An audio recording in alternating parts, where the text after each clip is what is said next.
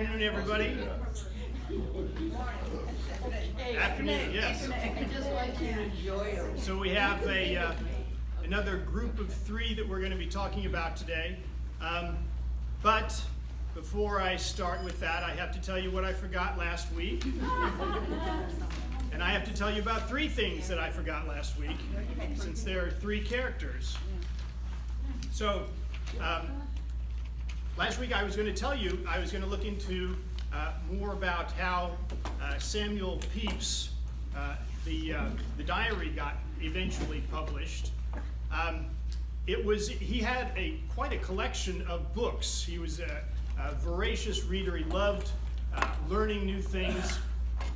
And so his diaries were in with his books and kept with his belongings to nearest relatives, and for some time unexamined. So one day, probably about 100 years after he had passed away, people started looking into his things and saw that he had diaries written in shorthand. And at that point, in the late 1700s, somebody started translating them to find out what they were all about. They were not published until 1825, and then very abridged versions. As you can imagine, in the 1800s, the early 1800s, people were not too keen on publishing some of the things that he had written about. It wasn't until, as a matter of fact, 1976, when all of his unedited diaries were finally published. So Samuel Johnson, I really wanted to talk more about, or tell you more about his Tourette's, his OCD that he suffered from. So this is some of the comments on from various observers on what he suffered from. So one of the things that he obsessed over was walking in and out of doors. So this was his anxious care to go out or in a door or passage by a certain number of steps. He had to have a certain number of steps to walk up to a door. And if he didn't get it right, he would go back and start again. And this was James Boswell's comment. He never did count the number of steps to find out what Johnson needed to do, but he noticed this a number of times. As far as his Tourette's, the comment is, he commonly held his head to one side toward his right shoulder and shook it in a tremulous manner, moving his body back and forth and rubbing his knee in the same direction with the palm of his hand. He would make sounds like the clucking of a hen, sometimes making the sound too, too, too. When concluding an argument, he used to blow out his breath like a whale. So that's some of the things that he did in his OCD and Tourette's. For James Boswell, in his journal that he kept, I wanted to find the juiciest tidbit to read to you. And as I think I mentioned last week, as a young man, a young single man in London, he often, as many young men did, visit prostitutes. And so one of his entries in his journal, I got myself quite intoxicated, spent the night in the arms of a whore. She indeed was a fine, strong-spirited girl, a whore worthy of Boswell, if Boswell must have a whore. Can you imagine writing that in your journal? So those were the last week's. So this week we have Richard Henry Dana. How many of you have read 2 Years Before the Mast?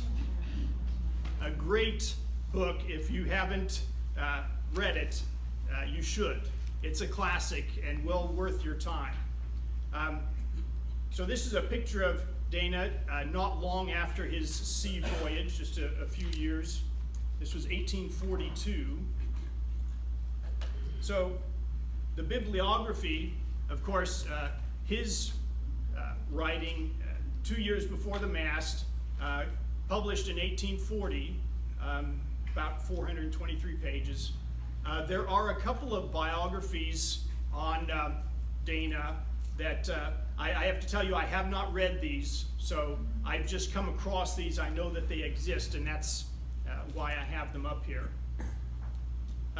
So I really can't tell you anything about them, except you might recognize the name Charles Francis Adams, a very well-known descendant of the president, John Quincy Adams. So a great historian. So the background, Richard Henry Dana, he was born of a distinguished Massachusetts family in 1815. His family roots go back to the 1640s in Massachusetts, and the family is well known for eminent people down through the ages. As a young man, he went to school run by Ralph Waldo Emerson. He was taken out of his earlier school because the headmaster pulled on his ears so badly that he injured his ears. So they decided to put him in a school that was not so rough. And Ralph Waldo Emerson, if you know anything about him, the great transcendentalist intellectual, his school did not include corporal punishment. And so Dana thought him a pleasant instructor, but he lacked a system or much discipline in his school. He went to Harvard College, 1831. He got a 6-month suspension for some student protest. I could not find out what the protest was about, but he was protesting, and he was kicked out for 6 months. In his junior year, he contracted measles, which affected his eyesight, and so he felt like he couldn't study as he should. So he decided he was going to take a sea voyage, which many young men at that time considered, and young men of good breeding and wealthy family, only normally someone in his position would say, his family would say, yes, go on a sea voyage, take a tour of Europe, and see the great sights of Europe. He was made of different stuff than that. He was going to take a sea voyage, but not as just a passenger. He was going to be a worker. He was going to be a sailor. And he was going to take a 2-year trip around to California on a merchant seaman, a sea ship. And that was going to improve his health. So he joined the crew of the Pilgrim in 1834. And just so you know, this ship, kind of a moderate size, not large as ships go, but there were 9 crew members. The master, the mate, the cook, the carpenter, and 5 seamen would be a typical crew on a ship of that size. It was 86 feet long and 180 tons burden that it could carry. And it was going to California. They were going to trade goods, and as you know, this is 1834. California is not part of the United States. California is part of Mexico. And here is a replica that is now in the area, Santa Barbara, San Diego, somewhere around there. It's kept. Some years ago, being such a famous work, and Dana now a famous character, somebody thought it would be a good idea to get a replica of that. So this is the Pilgrim.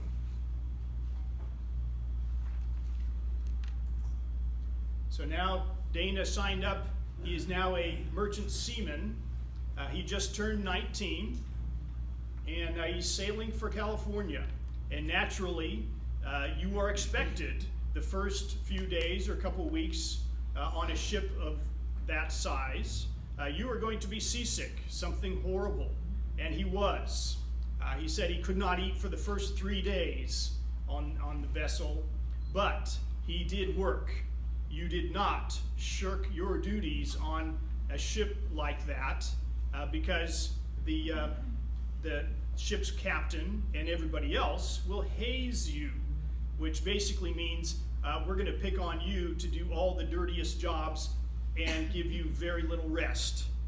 And that's saying something, since you got very little rest anyway. So he worked. He was sick as a dog, but he worked. And your first 2 hours in the morning, you are swabbing the deck, and will often get an extra little duty called slushing the main mast, which is basically greasing it down.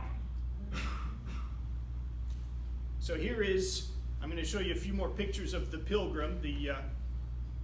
This they put on there.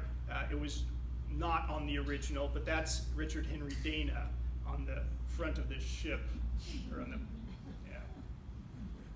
the back of it. So here's on the deck. You can take a tour of this if you like sometime. And here's the stern and the wheel. You'll notice whenever you watch a movie of these times and someone's sailing the ship, very often you will see the person at the wheel standing in front of it here and turning the wheel. That is not how it's done. If you look here, here is the wheel. If you were facing the wheel, you'd be looking at behind the ship, okay? You are supposed to stand next to the wheel and turn it that way.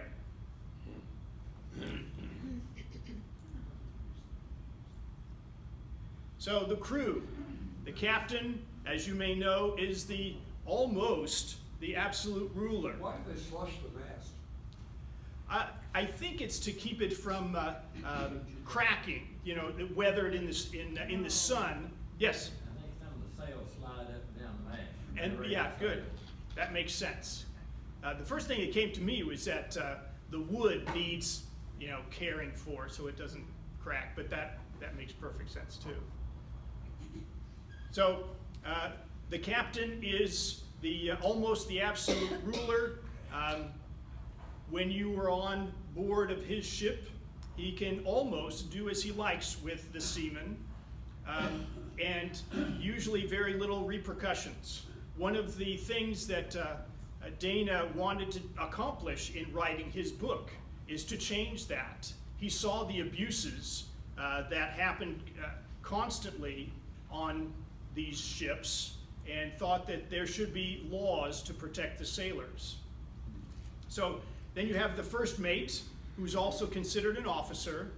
He's the one that the captain talks to give the orders. Usually the captain did not spout the orders to the crew. It was to the first mate. Then the first mate talks to the crew and gives them the orders. And he makes sure that they are carried out. There's the second mate, who is not an officer. He's chosen amongst the sailors, and he's the one who's supposed to enforce the discipline. He does all the work that all the other sailors do, and is in a peculiar position because he's between the officers and the men and not respected much by either side. The one benefit being that he's paid not just $12 a month, he's paid $24 a month. And so the voyage to California, a few events that happened. The second mate was caught sleeping by the captain. And so this is the harangue that Dana recorded that the captain gave him.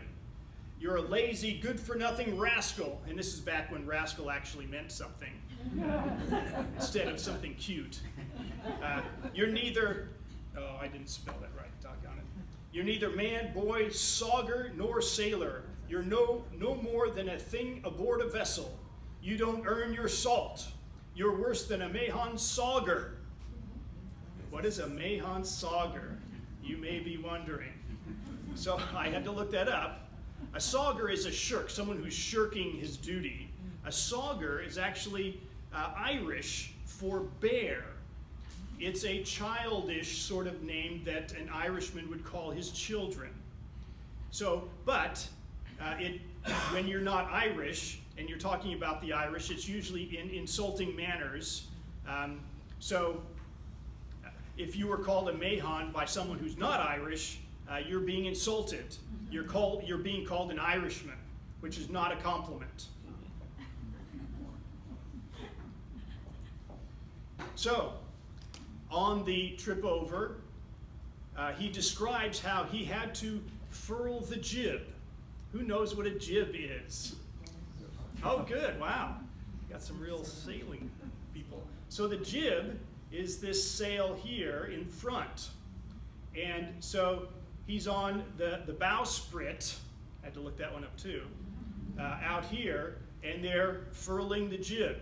And the winds and the waves are so high, he said that sometimes we would be plunged up to our chins in the water. If you can imagine that, which would just be the most horrifying experience. And they lost a man on the way over. He fell from the starboard futtock shrouds. How many of you knew right off what a futtock shroud is? Of course, I had to look that one up. That's the ropes that you climb up to the top. And so he was up on that. The waves being what they were, he fell off into the water, weighted down with ropes and all kinds of gear, and he went right under. And here is, oddly enough, sailors very frequently could not swim. It was not a requirement. And so when you fall in, you hope that you stay afloat long enough for somebody to stop and get you. They searched for him for an hour, which seems excessive, given that here's a man who could not swim, who is weighted down, and if you don't see him, you'd figure, well, he's gone. But they stopped. They took it very seriously, and they felt for him because he was a very popular guy on board. He was a sailor that everybody liked.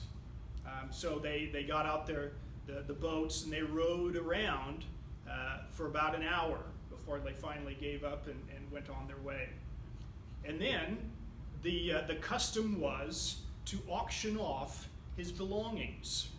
They would not take his clothes and gear and give it to his next of kin when they got back, because they didn't like having to store things like that. And so they auctioned them off to the other sailors, and they usually got a very good price for them, and that would go to his family, the money. But they make it around, and they get to California, and what the business was to do was to trade goods. And here are some of the goods, and they're buying up cow hides from California. So the trade goods included things like liquor, tea, coffee, spices, sugar, raisins, molasses, hardware, crockery, tinware, cutlery, clothing, boots, shoes, jewelry, combs, furniture, and even fireworks. These were things that in California, which is very separated from the rest of the world. It's part of Mexico, but even the nearest towns in Mexico are not much. The nearest real civilization in Mexico is Mexico City, which is many miles away. So Dana, talking about the Mexican citizens, considered them, generally speaking, very idle and thriftless people. And there's a quote that I have on your handout, expands a little bit further on that. he was surprised to find how little work they did, despite the fact that they needed so much. One of the things that he mentions in particular is that they grow grapes out there, and yet they buy the wine from us. They have all these cow hides, and yet they buy leather goods from us. So, yeah, he didn't think of them very highly. And he noticed that there was a caste system based on how much Spanish blood you had. If you were pure Spanish blood, you were you would consider yourself above everybody else. If you were a half-breed, you would be above the ordinary lesser people. But as long as you had some Spanish blood, you had some standing in society. At the lowest rung were the natives. The Native Americans were basically serfs, not much better than slaves, and treated as such. And then there were the Kanakas, which were the Sandwich Islanders. This is before it was called Hawaii. It was called the Sandwich Islands. And Dana really loved these people because they were the friendliest. He considered them the friendliest. And they lived a true socialist experience. Everybody shared everything with their friends. So when you had a small group of Kanakas, they did not have so much as a biscuit that they would not share with their friends with them. They loved to smoke, and they would share their tobacco evenly with everybody else who were with them. And they were good workers. They were kind of the day laborers who could come and go as they liked. They often lived on the beaches, and when they would run out of money and they needed something, they would go and work for somebody until they made some money and then go back and live on the beach for a while. And they would be sailors when they chose to, and they would sail back and forth between Hawaii and California. And they did pretty much as they liked. Today we might consider them beach bums because that was their existence. He said that several of them really wanted to see the United States and go back and see Boston and all the big cities that existed out there, but they were deathly afraid of rounding the Horn, and the cold weather just frightened them terribly, and they just would not take those ships going around South America. So here is Spanish California back then. The ports that he would go to, he mentioned San Diego, Santa Barbara, Monterey, and San Francisco, and there's a couple others. But they would go up and down the coast a number of times, and each time they would stop and trade some goods and collect more cow hides. They would have to go to the same port a number of times because they had a certain number of cow hides, and they would get them, and then they'd prepare more, but they would go off. Yes? Those boundaries look very modern. Yes. California in those days extend wider. Yes. This is, I'm trying to find the right map is not always a very easy thing to do, but yes, those borders do not apply to the 1830s. But yeah, thank you for pointing that out. But I was trying to find a map that had just the early cities that existed. And this is about as good as I could find at the time. Yeah. Yes? One thing I remember from reading the book was the cowhides were stiff, very stiff, and then they would land, and then they would throw them off a cliff onto the beach down below. Yeah. And these stiff cowhides. Right. So, and they were folded in half. They'd fold the cowhides in half, and depending on which beach it was, because some of them they would just walk them out to the boats and row them out to the ships. but there was one in particular where they would throw them off of this cliff. It's now called Dana Point in California, and I'll show you that in a little bit. But so here is the great injustice that just horrified him. So the captain accused a particular sailor of talking back to him. The sailor had just injured his hand and was cussing up a storm and very angry. And so the captain thought he was talking back to him. And so the captain got very upset. And I want to describe this to you. So I wrote it out. So here's the incident. And this is what Dana is overhearing. So he hears the captain yelling out, "Will you ever give me any more of your jaw?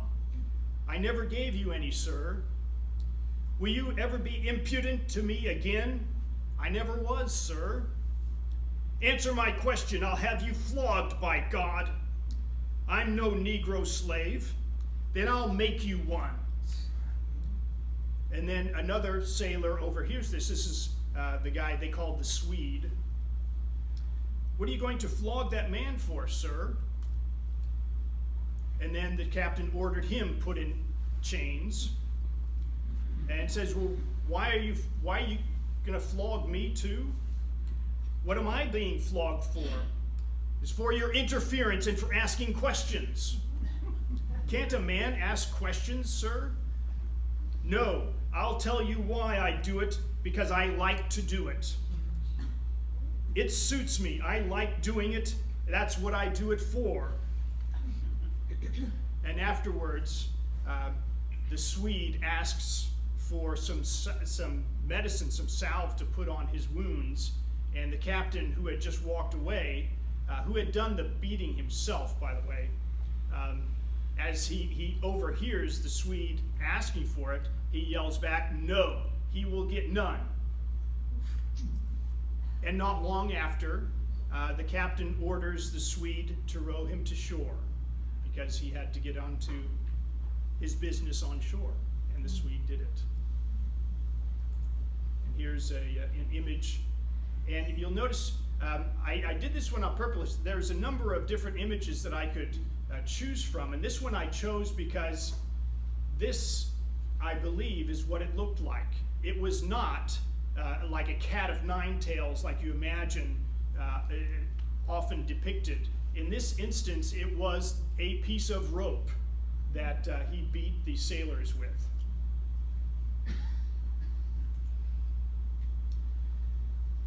So, collecting the hides, he worked with the Kanakas, tanning the hides and carrying them to the ships.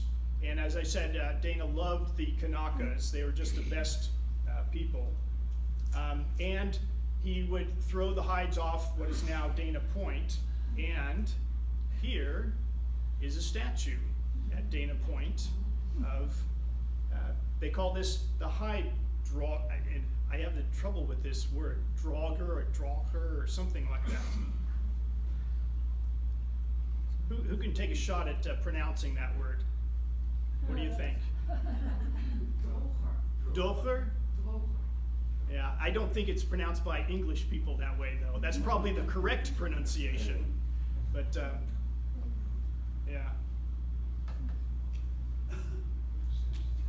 So, Dana had a problem when he was there in California. He realized, or he found out, that the ship going up and down, picking up these hides, was going to probably take longer than the 2 years that he was anticipating. And he didn't find that out until he got to California. So he was desperate to find another ship to take him back. And he eventually did find one that was going back to California. And so he switched with another sailor and joined the crew of the Alert. And on the trip home, he describes how they ran out of fresh provisions. They always have the salted meat, but they ran out of anything that was fresh. But fortunately, they came across another ship that that was just leaving port up, and so they gave them a lot of onions and potatoes. and they just loved them. The crew just, apparently it was an awful lot of onions and potatoes that they got, because they would just eat them by the dozen. They would stuff their pockets with them and just eat these raw onions, and they absolutely loved them. Yeah, I remember that too. Yeah. I've never been able to eat raw onions, but Oh, I know. I I was almost tempted to try it by his description. Yeah. But hunger does some strange things to you, I imagine. And he said there were a couple of crew members who were on the edge of death because of scurvy. And so they had to feed onion juice to them because they couldn't even eat. And so they would spoon the juice into their mouths. And here's a good one. They said when you get scurvy, you may know it affects your teeth, your mouth, and your gums swell up, and your breath becomes horrifically awful. They took in onions, and that made their breath better. To give you an idea of how awful scurvy is. Did they not resupply South America anyplace? I don't think so. There just wasn't, well, and it may just have been that the captain wasn't in the mood to get anything. But I don't know. You would think that there would be something in South America that they could have stopped and gotten provisions. But this is how they got their fresh provisions. And here is Richard Henry Dana, the statue at Dana Point. His great regret in life was that this was the height of his career, and here he was, a young man in his early 20s, writing this book. He went on to be an attorney, and a very good one. He wanted to be an ambassador, and he was thwarted, but there was a number of things that he became very good at. He was an attorney who defended sailors because that became his passion. But he became quite an accomplished man, but he always felt that he was never quite accomplished what he wanted to in life compared to his talents. So any questions on Dana? So when did he die? He died January 6th, 1882. At age? So do the math. 82 minus 15. 57. Do you know why they threw the hides over the cliff? What was that? That was the easiest way to get it to the shore, Oh. and onto the ships. Yeah.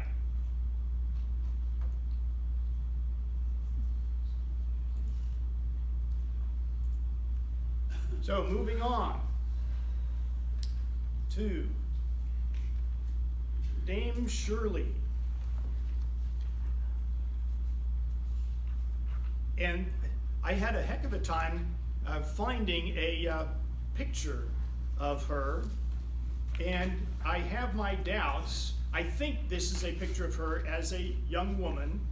I would have thought that there would be photographs of her in older age, because she lived a good long life, and the only ones that I found that turned out to be other people. You look these up, you Google, particular names, and you don't always get what you want, and sometimes they are mislabeled. And so this is the only one that I found that was only labeled as Louise. She had a long name. Louise Amelia Knapp Smith Clappe. That's our bibliography. And this is a surprise to me too, that there are, to my knowledge, no other books on her other than what she wrote, the Shirley letters, except for a children's book that I think is very difficult to get a hold of. But yeah, there's a children's book on her. Other than that, there's nothing that I know of. And I searched. So, Louise was born July 28, 1819, in Elizabeth, New Jersey. Her parents died when she was fairly young. Her father, who was a teacher, died in 1832, her mother in 1837. She attended a women's seminary, 1838.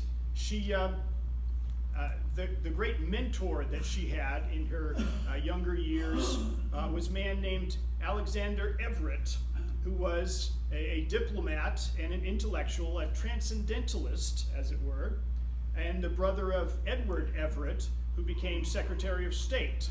But the two of them had a correspondence, and he guided her in her writing and was a great inspiration for her. She married Dr. Fayette Clappe in 1848, and the two of them both wanted the adventure of going out to California to see the California gold mining communities. Arrived in San Francisco in 1849, one of the 49ers. They were there for a year in San Francisco, but the doctor had some terrible health issues. He just felt awful all the time for one reason or another, and he was told that if he went up into the Sierras, the air would be good for him. That's where the miners are, and being a doctor, he could work for the miners for all of their ailments. So they went. And fortunately, Louise was an aspiring writer. She wrote a description of San Francisco to the Marysville Herald, and they published it. And they liked it so much that they asked her, she had, I guess, had told them that she was going to write to her sister Molly back east, and they said, can I have the copies, or can we have copies of those letters? And she agreed, and so that was the beginning. So they went to a small place called Rich Bar, a very small mining community near Quincy, California. That's further up north in the Sierras. And she talks about how she's traveling on a donkey to Marysville and then by a wagon to Bidwell's Bar. And she talks about the sights that she sees.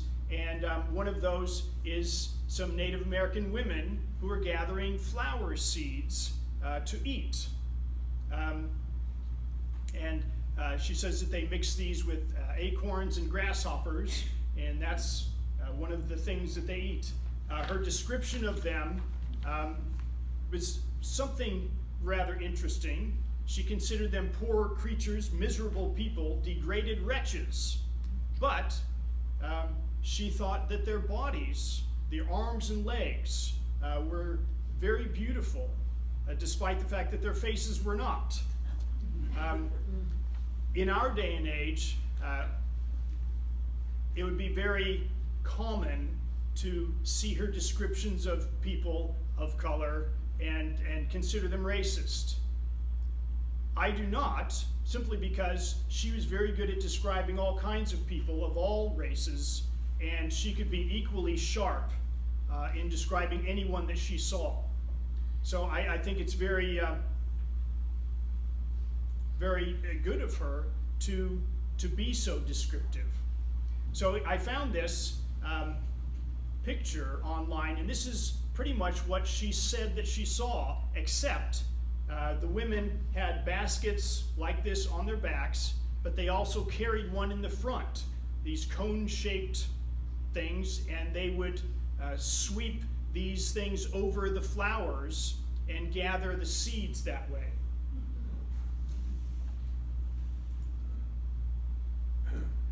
So, Rich Bar is in a narrow canyon on the Feather River, 800 yards long, 30 yards wide, and this is her description of some of the houses.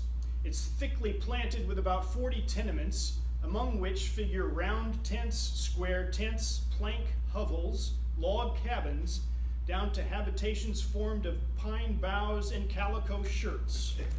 So this was slapped together rather quickly. This is now 1850. The gold rush has just begun, and calling it a gold rush is a very apt description. Everything was rushed. The houses, people did not want to spend a lot of time putting their houses together because they had gold to mine, and you didn't want someone else taking over your particular parcel of land to get the gold. So this is a drawing of something, what Rich Bar would look like at the time. I tried very hard to get good pictures of the area, and I just found that I couldn't find anything that satisfied what I think it would look like. But this is, you'll notice this here is a flume. And if you're at all familiar with how gold mining is done, this is a wooden contraption where they would divert the water and it would go through this flume, and there would be little boards, little things in there that would catch the gold as it ran through, since gold is heavier than all the other sediments. Yes? Those dimensions you gave, were those the dimensions of the settlement or the dimensions of the bar and the river? I believe it was the canyon itself. But it could be the settlement, I'm not sure. She wasn't exactly clear on that. So here's some modern pictures of the Feather River Canyon to give you an idea of how steep it could be in some places. She describes coming there, and as you go to the settlements, you don't come up the canyon, you go over the mountains. And so you come into Rich Bar down these very steep mountains. It could be a very harrowing journey. And so now there's a train tracks that go through there. It gives you another idea of how steep some of the places can be. And this is California, and that's about where the Feather River is, where Rich Bar was. So the people of Rich Bar came from many different places. There were Americans, of course, people from England, Mexicans, many people from Chile, oddly enough, French, Italians, Germans, Kanakans, again the Kanakans, people from Hawaii, or Pacific Islanders more generally. I had something that I was going to share, if I could. Oh, here, yeah. So she described the different languages that she would hear. And she had an interesting description on how each one sounded. So the Chileans, they had their voices had this lofty melody. The French, she described as the piquant polish of French, and she considered it the most useful of the languages. Italians, the silver clanging clearness of the Italian language. Germans, a harsh gaggle. English, the hissing precision of English. The Kanaka language, the liquid sweetness of their language. East Indians, their language was the sleep-inspiring languor. And the Native American was a guttural vocabulary, and she thought that, and this was kind of a myth of the day, that they believed their language had no more than 20 words to it. But it was a guttural vocabulary. Oh, and there's a funny saying that the Spanish had, this guy from Chile, I suppose, on the different languages. They had a saying, children speak Italian, ladies speak in French, God speaks in Spanish, and the devil speaks in English.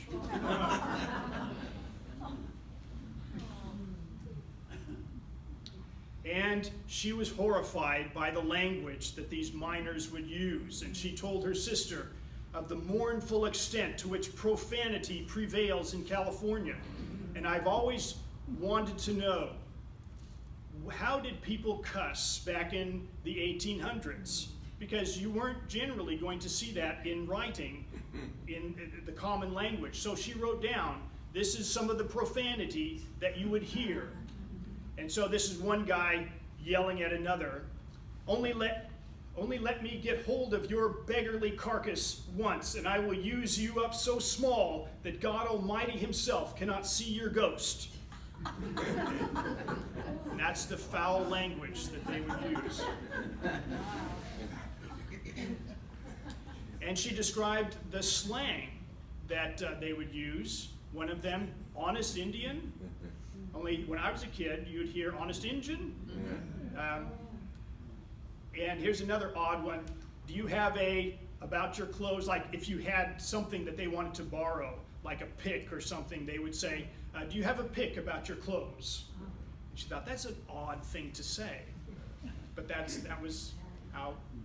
one of the terms. Another one is, they got the dead wood on them. It's like if you put somebody in an embarrassing position, that would be what they would say. If I caused you some embarrassment, I got the dead wood on you. And here's another one, kind of strange. If they finally, in negotiations, agree on some sort of settlement, you say, talk enough when horses fight. Really? Okay. Yeah. But that was the same. And then there's the miner's justice. One poor guy, William Brown, was accused of stealing $600 in gold. He did not deny his guilt. He would not confess it, but he didn't deny it. He was given a very summary trial, and this is from just ordinary miners put together, voted, here's the judge, here's the jury, and now we will try you. He was found guilty, and he was sentenced to death in an hour. But he was given a respite for 3 hours so that he could write out letters to his family. And he was hung by pulling him by rope up over the branch. They would throw the rope over a branch of a tree, put the rope around his neck, and pull him up. And she said it took several times to get him to die. It was not a quick death. And this is the best I could come up with off the internet. It isn't exactly the way this poor guy was hung, but here's an image for you. And this one I really like. She had such a great sense of humor. She was given a squirrel as a pet, and it died very quickly. She was given a pheasant or some sort of grouse as a pet, and it died very quickly. And so she wrote this poem herself. I never had 2 hummingbirds with plumage like a sunset sky, but one was sure to fly away and the other was sure to die.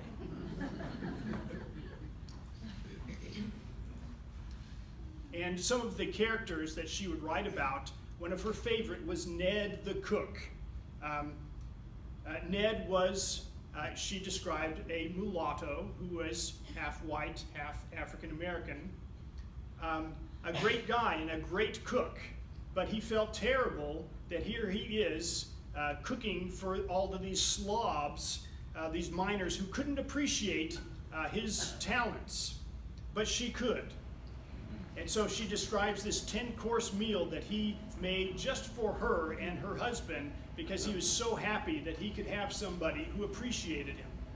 So it was oyster soup, fried salmon, fresh from the river, roast beef, boiled ham, fried oysters, potatoes and onions, mince pie, pudding, Madeira nuts, raisins, claret wine, and champagne, and then coffee.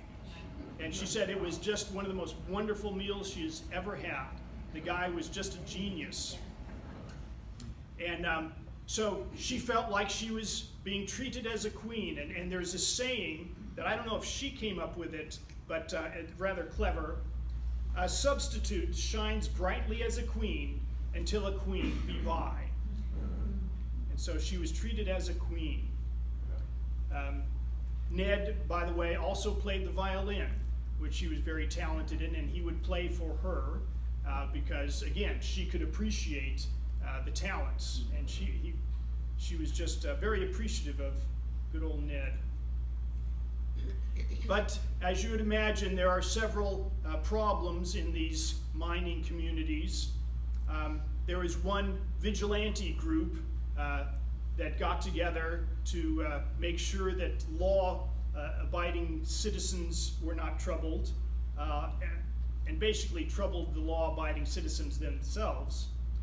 This group got together, and they would have riots, drunken brawls and parties, and bonfires at night, and causing a lot of disturbances themselves. And if anybody told them that they should knock it off, they'd quickly grab you and throw you in the river. And there were trouble between the Americans and the Mexicans because on the 4th of July, everybody gets drunk. The Americans all got drunk and started talking up how great America is and how much we dislike these filthy Mexicans. So that caused some problems as well.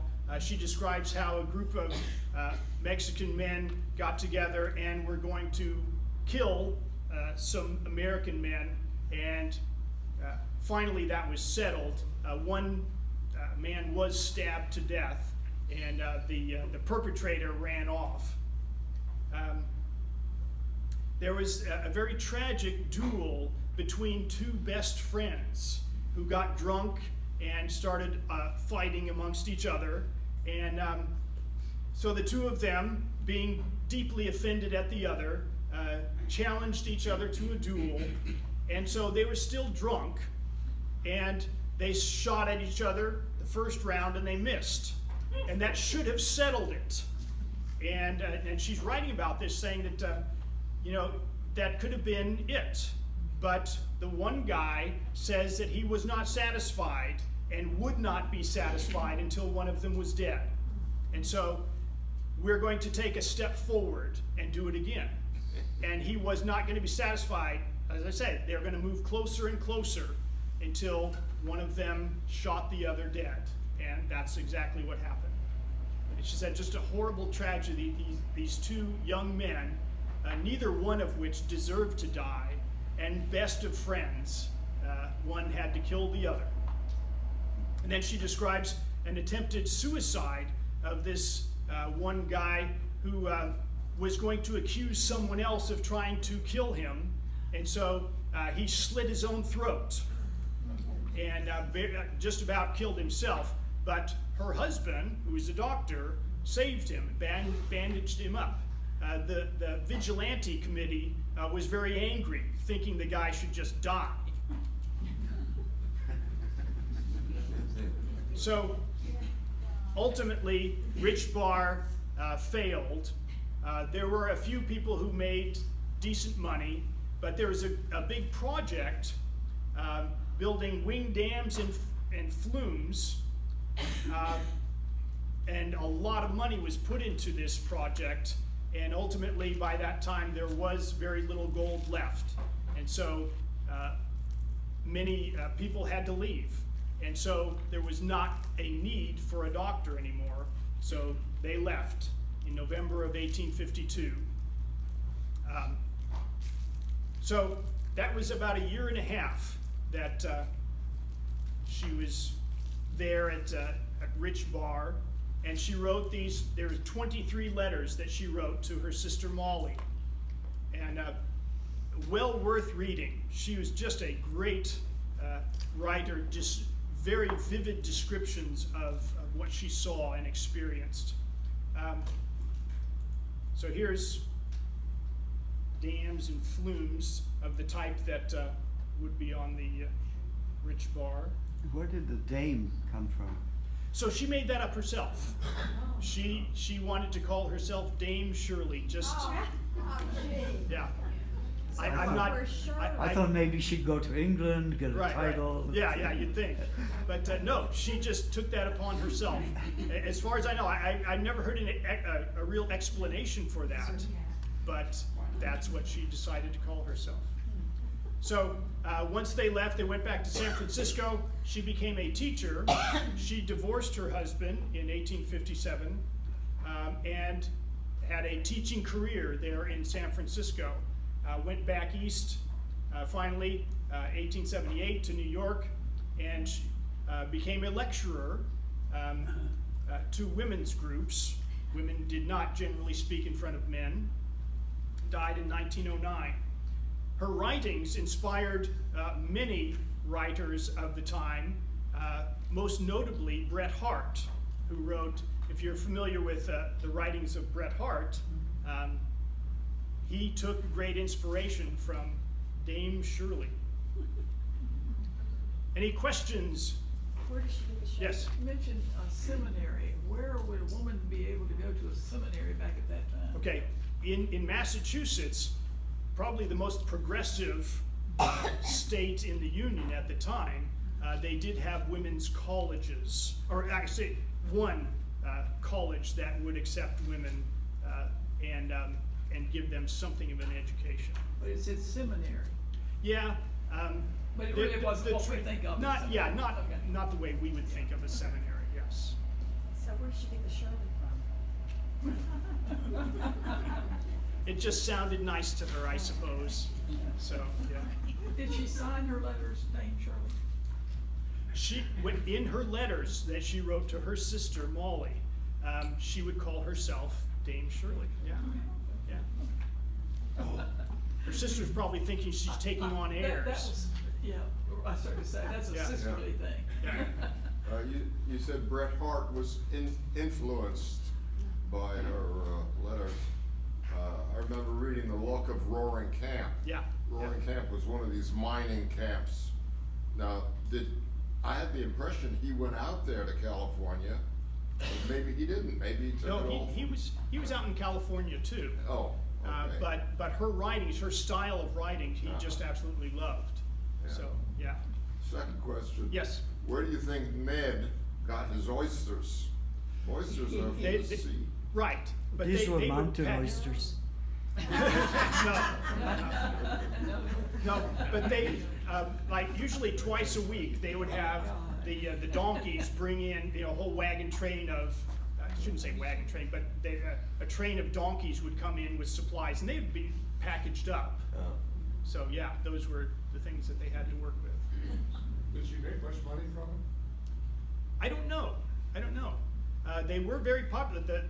When it was published, I mean, it became very popular very quickly because everybody was interested in the gold fields and what was going on in California, and it became a big hit. So I imagine she would have made a lot of money, but I have no direct information on that. Yes? You don't seriously believe that that's how the miners swore? That's the best we have. Although she did mention that there was worse than that.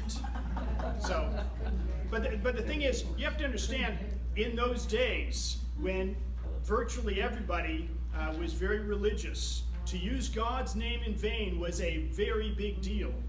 And for someone who would say something like, even to say God damn was extremely offensive. There would have been sexual innuendo. I'm sure, and she would not have written that. Yeah. Yes? In addition, I think swear words tend to lose their punch with time. Yeah. You see that in today's society, where you hear this word frickin' and sort of guess what they're talking about. Yeah. Those words have lost their punch with time, and so Yeah. it may well be that this was swearing back then. Yeah. And in the lecture with Richard Henry Dana, for the ship's captain to call somebody a rascal, I mean that was a grave insult. And now it's just kind of a cute little name. Okay, moving on. I gotta go quickly here. Ishi. So there's a number of photographs of Ishi that I had to choose from as the representation of Ishi, and I chose this one because he's smiling, and the descriptions of his character were such that he was always known as a very cheerful man, very polite, very giving, kind-hearted person. And so I wanted to pick one that where he was smiling and not frowning, as in many of the photographs of him are. So, but I really like this, a nice smiling man. So there are 3 books that I am familiar with, that I have.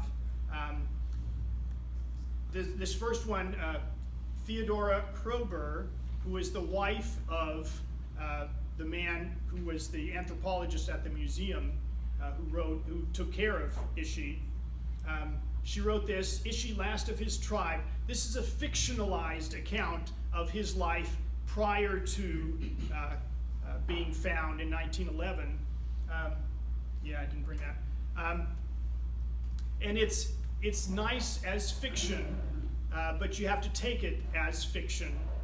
And it's curious to me that some of the details that she would put in this fictionalized account, she knew was not accurate.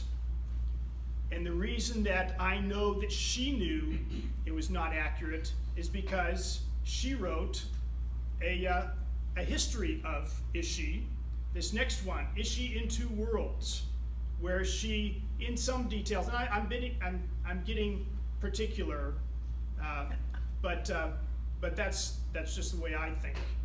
There are details that she contradicts in her biography of Ishi, which is not fictionalized. Ishi in Two Worlds. But anyway, both of these books are very good. But the one that I like the best, that I think is, in my opinion, the most accurate, is this next one by Douglas something Sackman.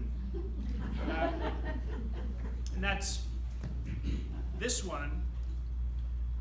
Very well written, very detailed in ways that Theodora Kroeber was not, and I think I'm guessing more accurate. And I say guessing because there are details which they disagree, and they're minor details, like when was Ishi found? Theodora says that he was found early in the morning, and Douglas says that he was found in the evening, which seems kind of strange to me that they would differ on that account and where are they getting their information from. But anyway, any of these books are a good read. My favorite is the last one here. So, the background. The Yahi tribe was part of the Yana tribe in Northern California. There were about 3,000 to 4,000 Yana Indians in Northern California. The Yana were divided into 4 subgroups: the Northern, Central, Southern, and Yahi tribes. We believe they settled in California something like 4,000 years ago, but then were pushed into the Sierras about 1,000 years ago. And they were most likely the first settlers in the Sierras at that time. It was the Wintu tribe, we believe, that came in, a more powerful, more numerous tribe that pushed them up into the hills. Ironically, though, in the Valley of California, the Indian tribes, once they settled and they had this wonderfully fertile land that would provide for them so well, they became the settled, fat and lazy people compared to the tribes up in the hills, who were a lot leaner and more fierce. And so it was the Yana, or the Yahi people, who became the fierce warriors at that point, and they would at times come down and raid the less powerful or less fierce tribes of the valley. So I was trying to find a good description, a good map of California to describe where they were from. So here's Northern California, Sacramento. Here's Chico here. Lassen, Mount Lassen, is the area, the upper area of where the Yana would be. And here's a physical description or physical map of California. You see the Sierras here and the valley down here. And then here is where the Yana people were. And the Yahi would be the lower end of this territory.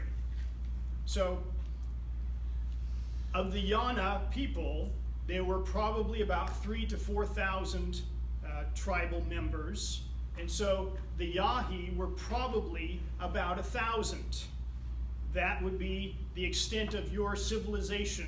If you were a member of the Yahi tribe, you would know that there would be no more than about 1,000 of you, which it was kind of interesting to think about. So the culture of the Yahi people, they were hunter-gatherers. They ate acorns and other seeds, insects, deer, rabbits, fish, and things like that. Very religious, superstitious. Many things that Ishi would or would not do had to do with his beliefs of the spirit world. And very interestingly, gender roles were very distinct in their culture. If you were a woman, you spoke a different dialect than a man. Men would generally have an extra, like an NA pronunciation on the words rather than women.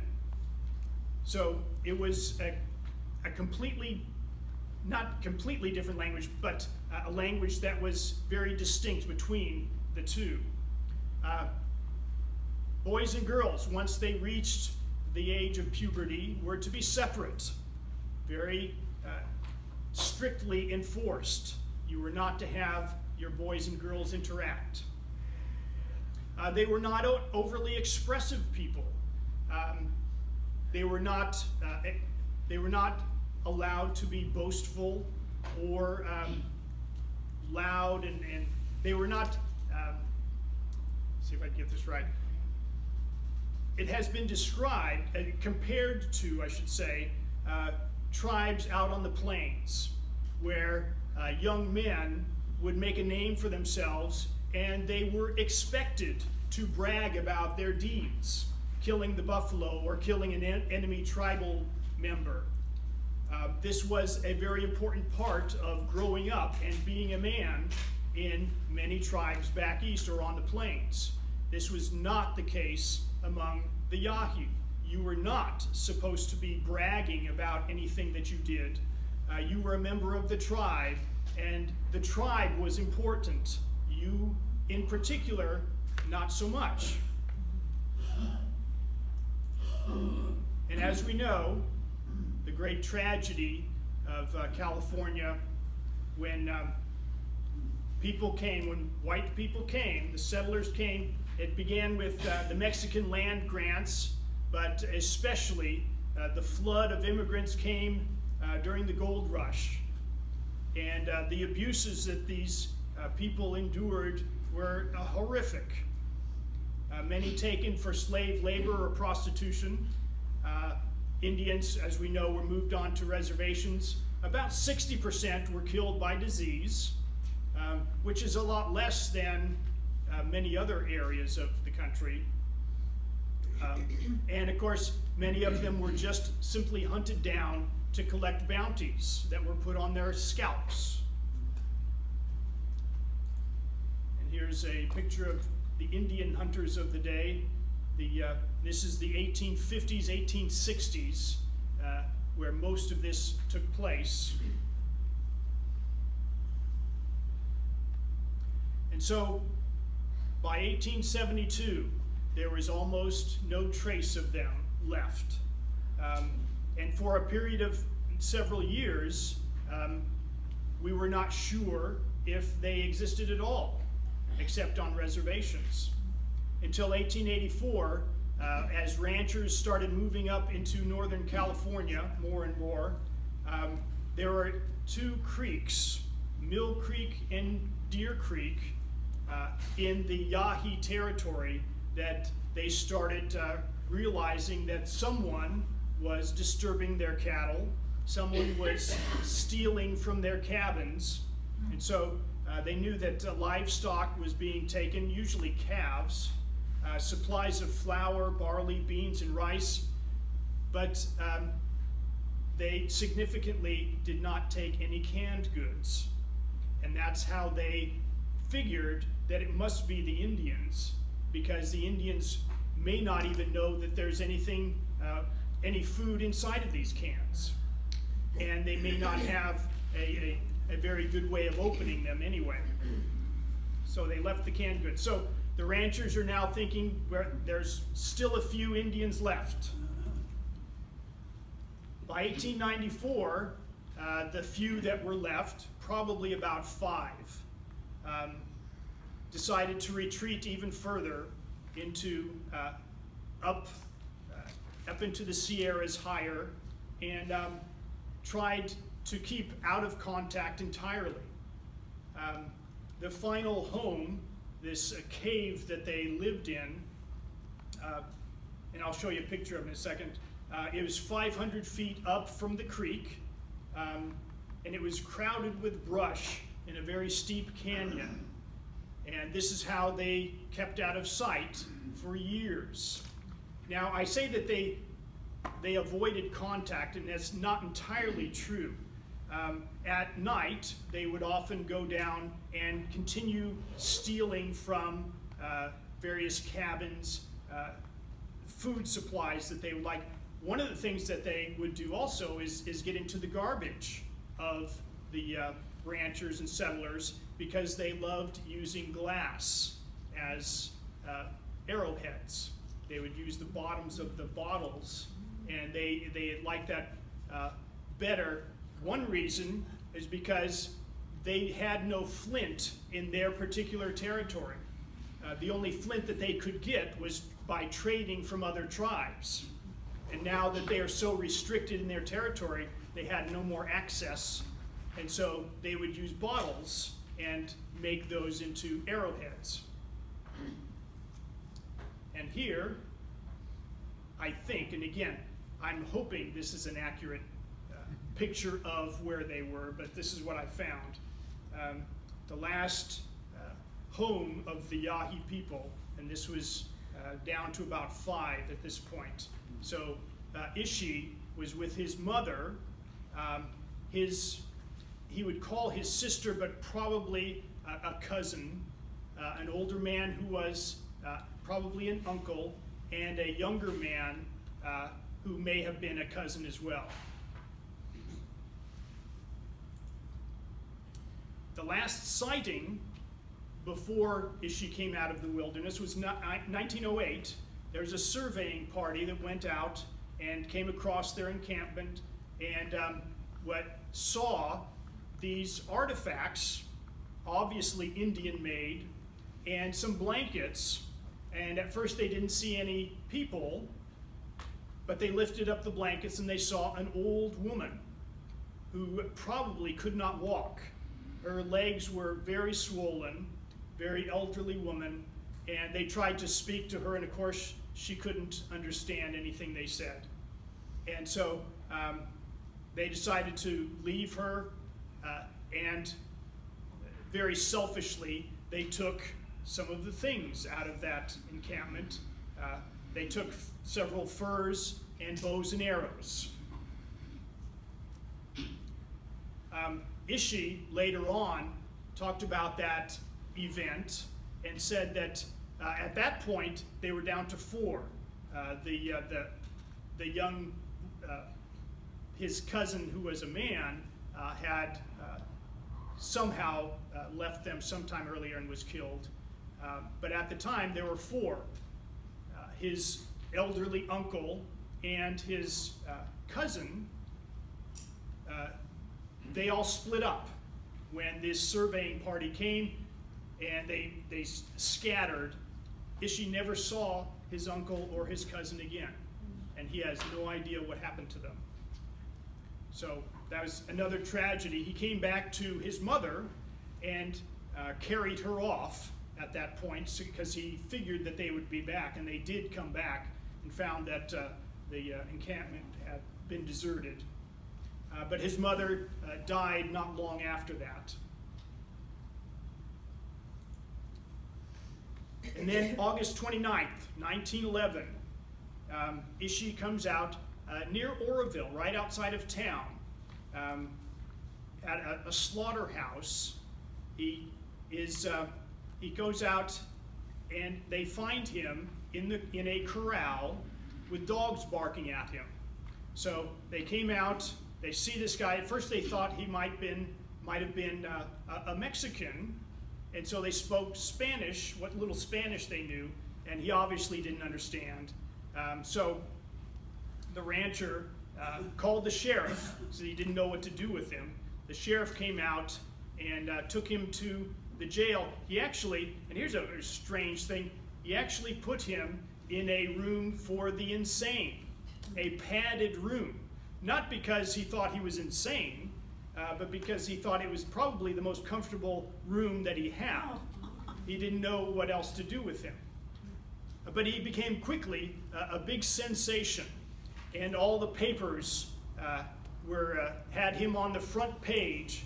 A wild man comes out in Oroville, the last wild man. And crowds of people come to see him. And this is what he looked like when he was found. And you'll notice that the outfit that he's wearing is not something that was Indian made. I said that they avoided contact, but they still would take things from ranchers, food and discarded things. And this is something that he obviously had taken from some rancher. May have been just thrown out, but that's what he was wearing. You also notice that his hair is very short. He was in mourning.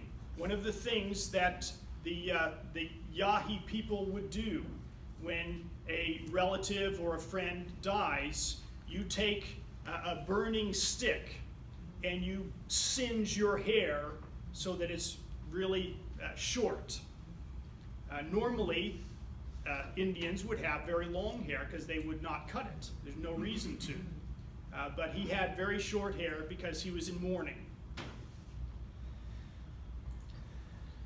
So, the sheriff was contacted by anthropologists in San Francisco. They had seen the news reports. They had known that back in 1908 there was a sighting of the last Indians, they believed, out in the wilderness, and were hoping that someday someone would be brought to them or would be found alive. And this was something that they were very excited about. So Thomas Waterman travels up to Oroville and gets Ishi, and also contacts another Indian that he knew of who was of the Yahi tribe, only he was from the central tribe of Yahi, and so they could speak somewhat similar language, and they could understand each other. Not extremely well, but they could, and so that was enough. And so this other Indian was the translator. And so He comes and gets Ishi and the people of Oroville, who have taken Ishi into their hearts and have given him many things to see what response he would have, gave him clothes. And Ishi took them very gratefully, except for shoes. He would not wear shoes, at least at first. For him, it seemed useless, superfluous. There was no need for shoes. And one of the comments that he had when he got to San Francisco, walking on solid rock, as he saw, why would I wear shoes? Shoes wear out. My feet don't. That was his comment. Eventually, he did wear shoes, but something that he could not see the reason for initially. So, as I say, there's another Indian from the central Yahi tribe, Sam Batwi. Could communicate, not very well, but enough. Ishi did not like Sam very much. Sam was something of an arrogant sort, looked down on Ishi, and thought that Ishi was kind of the country bumpkin. And Ishi thought that Sam was a bit arrogant, and one thing that Sam did or didn't do that Ishi thought was rather offensive, he grew his beard out. Now, Native Americans generally don't have much of a beard, but Sam would grow his out on his chin. Every morning, Ishi would pluck what little hairs he had so that he never had a beard, and thought that that was the right thing to do. So anyway, Ishi gets a room in the museum. It's a new museum of anthropology, and so he got a room there, and he got a job as well. He was going to work with the janitors so that he could earn $25 a month, something that he really wanted to do. He didn't want to live off of someone else. So, this new world that Ishi had to get used to. Ishi was seen as a very shy man, rather timid and gentle. Shaking hands was very strange for him, something that he would never initiate, but he knew that this was something that white people did in greeting. So if you put your hand out, he would also put his hand out, but he would never initiate, because for him it was just a very awkward thing. But the thing that surprised him more than anything else was not the gadgets, it was not the tall buildings, it was the numbers of people that he just could not fathom. It's estimated that in his lifetime, as a young boy, he may have seen about 50 people all at once in his tribe gathering acorns or whatnot in some gathering, but he probably had never seen more than 50 at a time. And so to see hundreds and thousands of people in San Francisco was just an amazing shock to him. But he liked people, and the people loved him. And so he would make friends wherever he went. And he was given tours of San Francisco and the areas surrounding, and he thoroughly enjoyed it. They took him to a theater, and all he wanted to do was to look at the audience. The actors on stage meant nothing to him, but to see so many people all packed together was just an amazing sight for him. And again, going to the beach. They took him to the beach to see the ocean, something that he knew about from stories told by his relatives and other tribal people, but had never seen. But he came to see the ocean and was, again, just amazed at the number of people on the beach. That was what really caught his attention. So here's Ishi at the museum. This is Alfred Kroeber, who was the administrator, or the guy who was in charge of the museum. Became very good friends. this is the dedication of a totem pole, which had nothing to do with the Yahi people, because they didn't make totem poles, but he was an Indian, so that's good enough. And this, in the museum, he would make these little homes, that Indian things. He would make bows and arrows for people of the museum to see. Children would come and see him on the weekends, and they just loved to watch Ishi make bows and arrows and put his little huts together. And Ishi loved it too. He loved children, and he loved teaching people about what he could do. Did he learn English? Yes. As time went by, the anthropologists really wanted to learn his language. That's what they do. And so they spent a lot of time listening to him. They recorded his voice. They got him on film, all of which has been destroyed, unfortunately, since then. The film of Ishi and the recordings of his voice were not stored well, and so we don't have that anymore. We just have the photographs.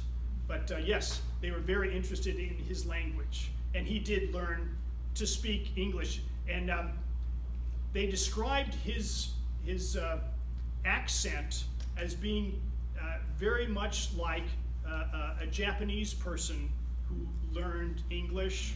He couldn't pronounce R's, and so that's how he compared his accent. It sounded very much like a Japanese person who just learned English. Yes? Probably can't judge the rest of the tribe by one person's appearance, I guess. Oh, sure. But this is Ishi, and this is what. That's. The rest of them might have had big hands. Right. And so again, this is Ishi's physical appearance, and it's only Ishi. Yeah. So he was 5'8". He was about 50 years old. His teeth were worn but not decayed, which was fairly typical of people who did not eat the junk food that we eat. He bathed every day. He was used to bathing every day in the river. He had a very strong core, you might say, but his hands, that you may think of as being very tough and rough, living out in the wilderness like that, were not as tough as people would have imagined. And so he, when he made his bows and arrows, his hands were very sensitive to the touch of such things, because that was important. His feet, very broad. One of the things that they noticed, very broad, but still had good arches. Very tough, but not very rough. That's how it was described. And they would say that Ishi loved to walk, and he could walk for miles and miles tirelessly. And by the way, from his home territory to Oroville, where he was found, is roughly about 80 miles. So gives you an idea of what he was doing. And that is still kind of curious to me, and I guess to anybody, why that is where he would be found. I mean, was he giving himself up? We don't know. Was he just on another one of his tours of the countryside to gather supplies for himself, and then was caught by the dogs? We don't really know. Generally speaking, they talk as if he was just giving up, and that he didn't care if he was alive or dead, and he expected to be killed. Was he the only one left? Yes. Tribe? So, He was the last one. Human beings being social animals, it makes sense that he might want. Yeah.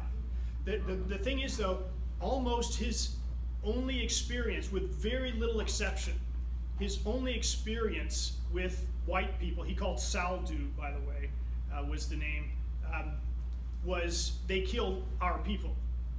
He would know very little else. There was an incident in which he was with a couple others, and they were taking something from a cabin out in the wilderness, and the owner of the cabin, came up and caught them, and they were kind of stunned. They stood there, they didn't know what to do, and the owner of the cabin, apparently a very nice guy, said in so many words and gestured to them to let them know, you can keep what you have and you can go, and that's fine.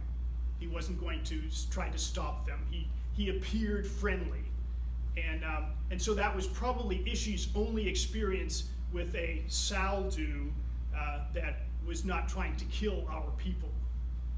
But he knew very well that there's only us left because they're all killed by the Saldu. So he was found when he was about 50? Yes. And then he died? He died, I'll get to that. Just, Sorry. So, Ishi, his tribal medicine, one of the things that they would do was to scar their arms. He would scrape on his arms and create scars because that, they felt, would strengthen the arms. If you were bit by a rattlesnake, you tie a toad or a frog to the bite. Yeah, well, we know that the skin of toads has chemicals in it. Who knows? Maybe there was something to it. Women, as I said before, men and women had very distinct roles. Women, on their periods, were to be kept away. They had their own little huts that they would stay in for about 6 days. You were not to come close to or touch a woman on her period. Very, unclean.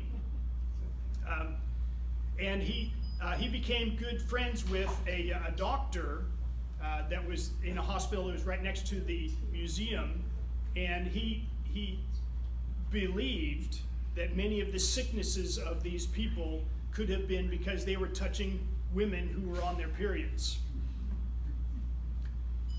He was not into women's medicine, which he considered beneath him, because women used herbs and things to help people who were sick. He preferred men's medicine, and it's basically men who blew smoke. They were into their chanting, and they would have smoke, and the men would blow smoke onto the sick person. He thought that was much more effective.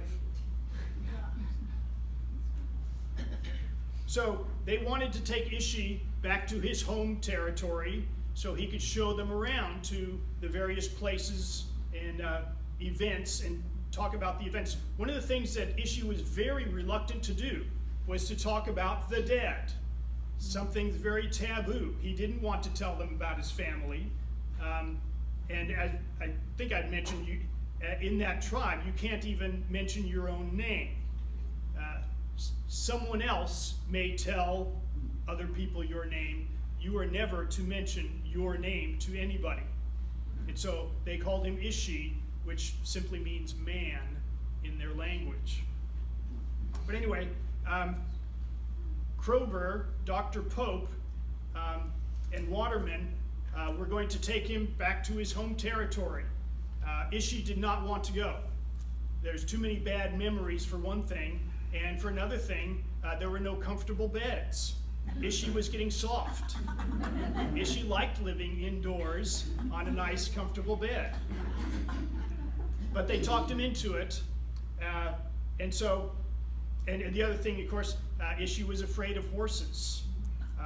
To ride an animal like that was a very strange experience for him. But anyway, they went out there riding horses, and ultimately they had a great time. Ishi would talk about the various places that he would encamp. He showed them how to catch fish. He had his bow and arrow. They were going to go hunting, and they had a great time. He would tell stories that they would just not understand. He would sing and dance, and they would join with him in this experience. So here's some of the photographs of them all camping. This is the spear that he used to spear fish with. Oh, yeah, And there is a nude photograph. You might want to close your eyes. But they had a great time. Ishi was very eager to come back, though. He enjoyed living at the museum. Nice, comfortable bed to sleep in.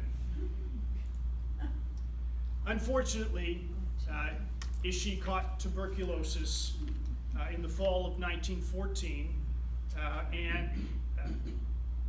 As tuberculosis goes, it's something, it's the wasting away disease that takes some time to kill the victims.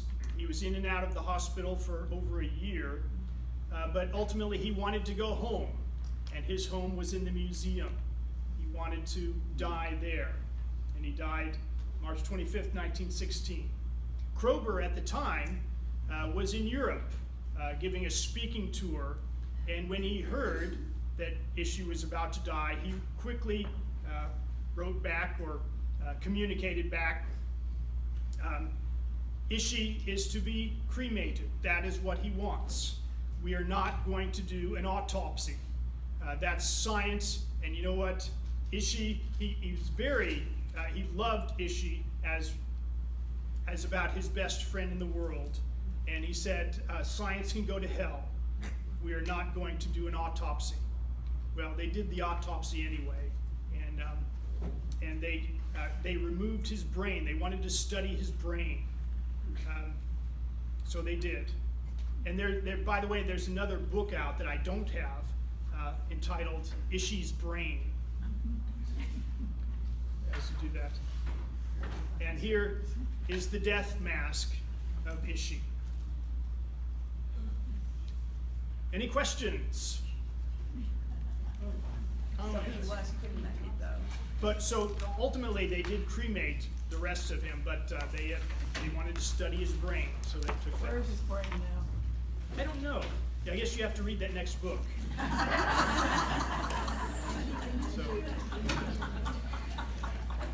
So, just so you know, next week is going to be radical feminists that I'm going to be talking about. So you don't want to miss that. I'll tell you what, these women were so radical, they actually believe that they should have the right to vote. See you next week.